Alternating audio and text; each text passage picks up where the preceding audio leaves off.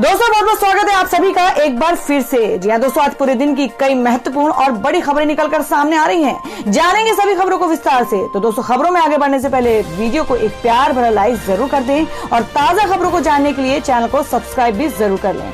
तो देखते हैं पहली बड़ी खबर क्या निकल कर आ रही है।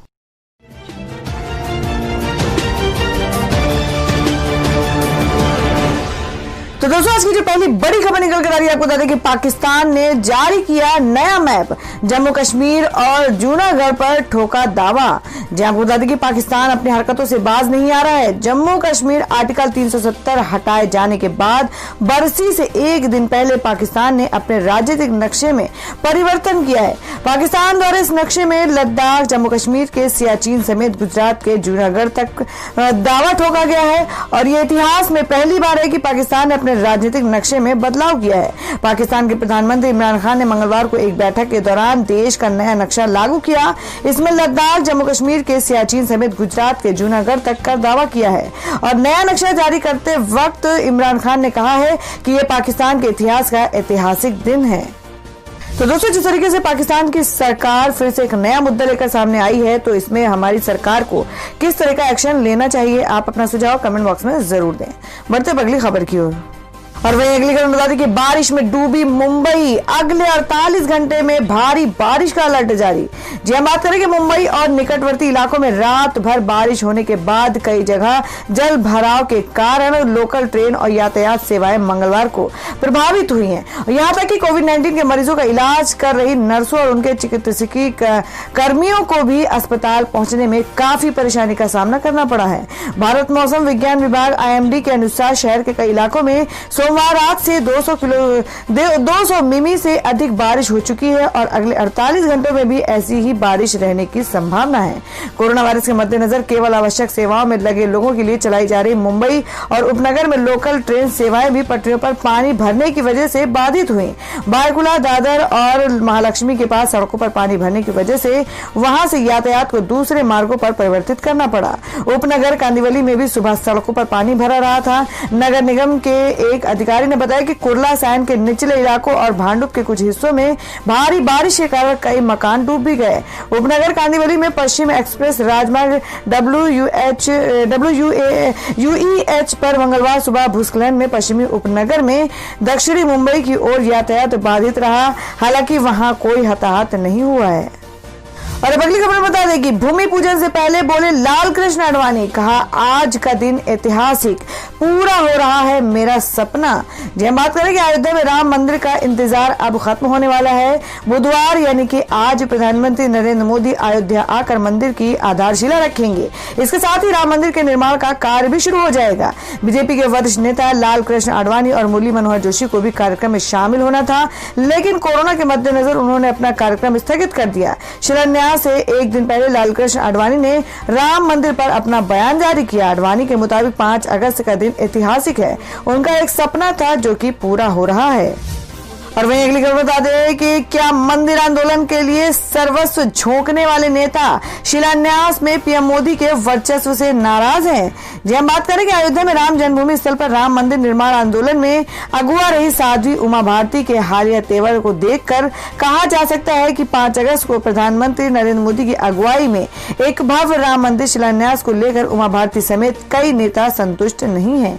ये बात सही है कि जब राम मंदिर आंदोलन जब अपने उफान पर था, तब प्रधानमंत्री मोदी बीजेपी में दूसरी पंक्ति के नेता के रूप में भी शुमार नहीं थे। और वहीं अगली खबर बता दें कि सुशांत की पूर्व मैनेजर दिशा सालियान की रेप के बाद हुई हत्या, महाराष्ट्र के पूर्व सीएम नारायण राणे का दावा। जी हम बात कर रहे हैं कि महाराष्ट्र के पूर्व सीएम और भाजपा नेता नारायण राणे ने दावा किया है कि बॉलीवुड अभिनेता सुशांत सिंह राजपूत की पूर्व मैनेजर दिशा सालिया ने खुदकुशी नहीं की है, बल्कि उनका बलात्कार हुआ है और उसके बाद उनकी हत्या कर दी गई है। एक प्रेस कॉन्फ्रेंस में राणे ने यहां तक दावा किया कि दिशा की ऑटोप्सी रिपोर्ट में उनके प्राइवेट पार्ट पर जख्मों के निशान मिले हैं। उन्होंने आरोप लगाया कि महाराष्ट्र सरकार दिशा और सुशांत की राजपूत के मौत के मामले में दोषियों को बचाने की कोशिश कर रही है। उन्होंने आरोप लगाया कि कुछ तरह का भ्रष्टाचार है जिसमें प्रदेश सरकार शामिल है। उन्होंने यहां तक आरोप लगाया कि दिशा सालियान के परिवार पर किसी तरह का दबाव है जिसके चलते वे लोग उसकी मौत की जांच की मांग नहीं कर रहे हैं।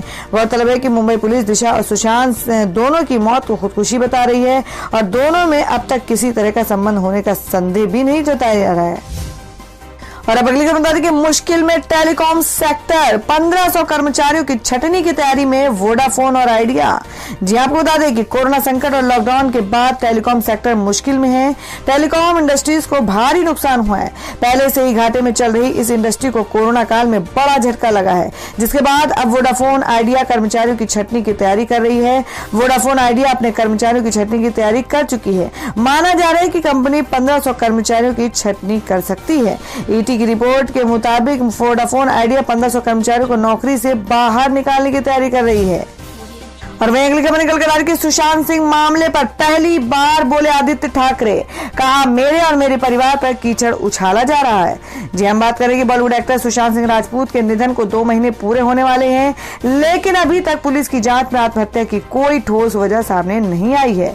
इस बीच के किसिंग के पटना में FIR के बाद से इस मामले में अब बिहार और महाराष्ट्र में विवाद शुरू हो गया है। इस मामले में अब पहली बार महाराष्ट्र सरकार में मंत्री आदित्यनाथ ठाकरे का बयान सामने आया है। उन्होंने सुशांत सिंह केस के राजनीतिकरण को दुर्भाग्यपूर्ण बताया है। आपको बता दें आदित्य ठाकरे ने कहा है कि सुशांत सिंह केस में सड़क छाप राजनीति हो रही है। गौरतलब है कि 14 जून को सुशांत सिंह राजपूत मुंबई स्थित अपने आवास पर मृत पाए गए थे। मुंबई पुलिस ने अपनी जांच में अब तक की उनकी मौत को आत्महत्या ही बताया है। तो दोस्तों खबर में आगे बढ़ने से पहले जान लेते हैं आज के माइंड क्विज के सवाल को। आज का सवाल है आपको बताना है कि देश के वर्तमान रेल मंत्री का क्या नाम है। इसका जवाब आपको वीडियो के नीचे कमेंट बॉक्स में देना है और सही जवाब देने वालों को रैंडमली से लेकर जाएगा और वो जीत सकते हैं बम्पर पुरस्कार। बढ़ते अगली खबर की ओर। और वही अगली खबर निकल कर कि इस महीने के आखिर तक नहीं खुलेंगे स्कूल कॉलेज, सभी शैक्षणिक कामकाज भी बंद किए गए। जी आपको बता दें कि कोरोना महामारी की कोई वैक्सीन तैयार नहीं होने के चलते इसका संक्रमण लगातार तेजी से फैल रहा है और ऐसे में सरकार ने आदेश दिए हैं कि स्कूल कॉलेज इस महीने के आखिर तक भी नहीं खुलेंगे। सभी शैक्षणिक कामकाज भी इस दौरान बंद रहेंगे। हालांकि अब स्कूल कॉलेजों के संदर्भ में राज्य सरकार ने पिछली बार की तरह इस बार कोई दिशा निर्देश नहीं जारी किया है। और वहीं अगली खबर बता दें कि मात्र 100 रुपए आएगा आपका बिजली का बिल। जाने क्या है इंदिरा गृह ज्योति योजना और इसके फायदे। जी हम बात करेंगे अगर आप अपने बिजली बिल से परेशान हैं तो ये खबर आपके लिए बेहद खास है। इस स्कीम के जरिए अब आप अपने घर की बिजली बिल को कम कर सकते हैं और इस योजना के तहत आप अपने बिजली बिल को मात्र 100 रुपए तक कर सकते हैं। हैरान मत होइए, आपको इस सरकारी योजना के बारे में सब कुछ विस्तार से बताते हैं। मैं आपको बता दें कि मध्य प्रदेश सरकार ने मजदूरों को 200 रुपए प्रति महीने के हिसाब से बिजली देने के लिए सरल योजना भी शुरू की है। अब इस योजना को खत्म कर सरकार ने इंदिरा गृह ज्योति योजना की शुरुआत की। हम बात कर रहे हैं कि मध्य प्रदेश की इंदिरा गृह ज्योति योजना के बारे में। और वही अगली खबर निकल कर आ रही कि 11 चांदी की ईंट अयोध्या भेजेगी MP कांग्रेस। कमलनाथ ने हनुमान चालीसा पाठ का आयोजन भी किया। जी आपको बता दें कि उत्तर प्रदेश के अयोध्या में 5 अगस्त को बुधवार के दिन यानी आज प्रधानमंत्री नरेंद्र मोदी राम मंदिर निर्माण के लिए भूमि पूजन पहुंचेंगे और इसे लेकर मध्य प्रदेश के पूर्व मुख्यमंत्री और कांग्रेस नेता कमलनाथ ने कहा है कि मध्य प्रदेश के लोगों की ओर से 11 चांदी की ईंट अयोध्या भेजी जा रही है। ये ईंट कांग्रेस सदस्यों की ओर से दिए गए दान की खरीदी है। ये एक ऐतिहासिक दिन 5 अगस्त का है जिसका पूरा देश इंतजार कर रहा था। राज्य के लोगों के कल्याण के लिए हनुमान चालीसा का पाठ भी किया गया है। और वहीं अगली खबर में आपको बता दें कि सुशांत सिंह केस की जांच करने पहुंची पटना पुलिस। अंडरग्राउंड ढूंढ रहे हैं BMC के लोग। जी आपको बता दें कि सुशांत सिंह राजपूत सुसाइड केस के चलते अब 2 राज्यों की पुलिस आपस में ही भिड़ गई है। सुशांत के पिता KK सिंह की FIR के बाद बिहार पुलिस की टीम महाराष्ट्र पहुंची थी, लेकिन कोरोना संकट के चलते SP सिटी विनय तिवारी के क्वारंटाइन कर दिया गया। अब विनय तिवारी को क्वारंटाइन करने के बाद BMC के लोग शहर में मौजूद SIT को ढूंढ रहे हैं। इसी के चलते सोमवार को SIT कुछ देर तक काम करने के बाद मुंबई में ही अंडरग्राउंड हो गई है। और मैं अगली खबर बता दें कि मुंबई को मिली बड़ी राहत। 5 अगस्त से रोज खुलेंगी सभी दुकानें। जी हम बात करें कि कोरोना वायरस के संक्रमण से देश या आर्थिक राजधानी मुंबई सबसे ज्यादा प्रभावित हुई है। बीते 4 महीनों से यहाँ सभी दुकानें बंद हैं, लेकिन अब वहाँ के रहने वाले लोगों को राहत की खबर मिली है। संक्रमण के हालात से सुधार आते ही देख बीएमसी ने 5 अगस्त से सप्ताह के 7 दिन दुकानें खोलने की अनुमति दे दी है। हालांकि पटरी पर सामान बेचने वाले दुकानदारों को अनुमति देने से सरकार ने फिलहाल इनकार कर दिया है। और अब अगली खबर निकल कर आ रही कि WHO ने कहा कि जरूरी नहीं वैक्सीन से सही ही हो जाए कोरोना वायरस, लंबी लड़ाई के लिए रहे तैयार। जी हम बात करें कि पूरी दुनिया में कोरोना वायरस का तांडव जारी है और इसी बीच विश्व स्वास्थ्य संगठन ने लोगों को चेतावनी देते हुए कहा है कि भले ही कोरोना वायरस से बचने के लिए वैक्सीन बनाने की होड़ तेज हो रही है, लेकिन कोरोना वायरस से निपटने में अभी तक कोई रामबाण समाधान सामने नहीं आया है और न ही ऐसी अभी तक कोई उम्मीद की जा सकती है। विश्व स्वास्थ्य संगठन के प्रमुख डॉक्टर टेड्रोस एडोनोम गैब्रिएसस ने कहा है कि भारत जैसे देशों में ट्रांसमिशन रेट बहुत ज्यादा है और अभी उन्हें काफी लंबी लड़ाई के लिए तैयार रहना चाहिए। और अब अगली खबर बता दें कि थिएटर के मशहूर हस्ती इब्राहिम अलकाजी का निधन, राष्ट्रपति कोविंद और पीएम मोदी ने जताया दुख। जी आपको बता दें कि रंगमंच की दिग्गज हस्ती इब्राहिम अलकाजी का आज निधन हो गया। 94 साल के अलकाजी को दोपहर दिल का दौरा पड़ा था। वे राष्ट्रीय नाट्य विद्यालय NSD में लंबे समय तक निदेशक के पद पर रहे थे। उन्होंने गिरीश कर्नाड के तुगलक, धर्मवीर भारती के अंधा युग जैसे लोकप्रिय नाटकों को प्रस्तुत किया। इब्राहिम अलकाजी के निधन पर राष्ट्रपति रामनाथ कोविंद और प्रधानमंत्री नरेंद्र मोदी ने शोक प्रकट किया। तो दोस्तों, खबरों में आगे बढ़ने से पहले एक बार फिर से आपको याद दिला दें कि अगर आपने अभी तक के हमारी वीडियो को लाइक नहीं किया तो जल्दी से वीडियो को लाइक कर दें, क्योंकि आपका एक लाइक हमारे लिए बहुत ही महत्वपूर्ण होता है। और अगर आप हमारे चैनल पर नए हैं तो चैनल को जरूर सब्सक्राइब कर लें और बेल के बटन को भी जरूर हिट कर दें। और हमारी पूरी न्यूज को जानने के लिए वीडियो को लास्ट तक जरूर देखिए। बढ़ते अगली खबर की ओर। और दोस्तों, अगली खबर बता दें कि सुप्रीम कोर्ट ने कहा कि बुजुर्गों को समय पर पेंशन दी जाए, वृद्धाश्रमों में लोगों को PPE मास्क प्रदान किया जाए। जी आपको बता दें कि सुप्रीम कोर्ट ने मंगलवार को कहा कि बुजुर्ग लोगों को समय पर पेंशन दी जानी चाहिए और कोरोना महामारी के दौरान देश भर में वृद्धाश्रमों में रहने वाले लोगों को PPE, सैनिटाइजर और मास्क प्रदान किया जाए। शीर्ष अदालत ने कहा कि बुजुर्ग लोग परेशानियों का सामना कर रहे हैं और प्रशासन को इस बात के लिए कदम उठाने चाहिए कि जहां उन्हें आवश्यकता हो सहायता पहुंचाई जाए। और अब अगली खबर में जान लेते हैं कि देश भर में कोरोना संक्रमण के ताजा हालात। देश में कोरोना मामले 18,55,000 के पार, 38,941 लोगों की जान गई है। महाराष्ट्र में 8,000 से अधिक नए मामले। जी हम बात करें, देश में कोरोना वायरस का संक्रमण लगातार बढ़ता जा रहा है और इस वायरस से संक्रमितों की संख्या में दिन प्रतिदिन बढ़ोतरी होती जा रही है। देश भर में इस वायरस से संक्रमित लोगों की संख्या 18,55,000 के पार पहुंच गई है। कोविड-19 इंडियन ऑर्गेनाइजेशन के मुताबिक देश में कोरोना के अब तक के 18,55,331 केस दर्ज हो चुके हैं, जिनमें से 12,30,440 लोग ठीक हो चुके हैं। हालांकि इनमें से 38,971 लोगों की जान भी जा चुकी है। देश में अभी तक के 5,85,483 एक्टिव केस हैं। और अब बताते हैं कि गृह मंत्रालय ने देश में आने वाले अंतर्राष्ट्रीय यात्रियों के लिए जारी की नई गाइडलाइन। 31 अगस्त तक विदेशी उड़ानों पर प्रतिबंध। जी हम बात करेंगे, केंद्रीय गृह मंत्रालय ने देश में अंतर्राष्ट्रीय उड़ानों के लिए माध्यम से आने वाले यात्रियों के लिए नई गाइडलाइन जारी की है। 24 मई को जारी किए गए गाइडलाइन का हवाला देते हुए एयर इंडिया ने आधिकारिक अकाउंट से ट्वीट किया है और ये गाइडलाइन 8 अगस्त से लागू होगी। साथ ही नागर विमानन महानिदेशालय DGCA ने देश में 31 अगस्त तक निर्धारित अंतर्राष्ट्रीय उड़ानों पर लगे रोक को बढ़ा दिया है। इससे पहले विदेशी उड़ानों पर 31 जुलाई तक के लिए प्रतिबंध लगा दिया गया था। गृह मंत्रालय द्वारा जारी दिशा निर्देशों में कहा गया है कि विदेश से आने वाले यात्रियों के आने के बाद राज्य सरकार अपने अनुसार क्वारंटाइन और आइसोलेशन प्रोटोकॉल फॉलो करवा सकते हैं। और अब अगली खबर में आपको बता दें कि सुशांत सिंह राजपूत केस के बारे में कि रिया चक्रवर्ती की वजह से बंगाली महिलाओं को किया जा रहा है ट्रोल। जी आपको बता दें, सोशल मीडिया पर पश्चिम बंगाल की लड़कियों और महिलाओं को इन दिनों एक अजीब समस्या का सामना करना पड़ रहा है।